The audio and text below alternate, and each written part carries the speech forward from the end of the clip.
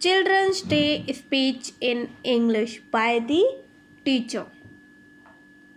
Good morning to all my lovely students. At first, a very happy Children's Day to all of you and lots of good wishes.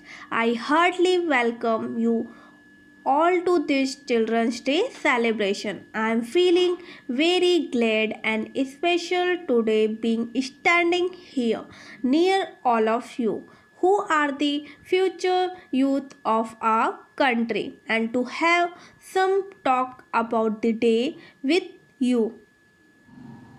So, today we all have gathered here to celebrate Children's Day. This is a national event. The day represents the children who are the future youth of our country. The day is to realize you all your contribution to this country as a good and responsible citizen of India.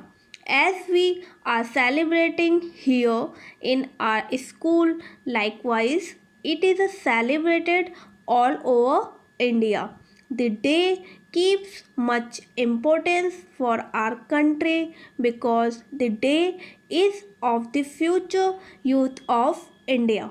Now let's go to its history about why 14th November is celebrated as a Children's Day and how it started. So, 14th November is celebrated as a Children's Day on the auspicious occasion of birth anniversary of Jawaharlal Nehru. He was also known as Pandit Nehru. Jawaharlal Nehru was born on 14th November 1889 in Allahabad in British India. He belongs from a middle class family of a village of Allahabad.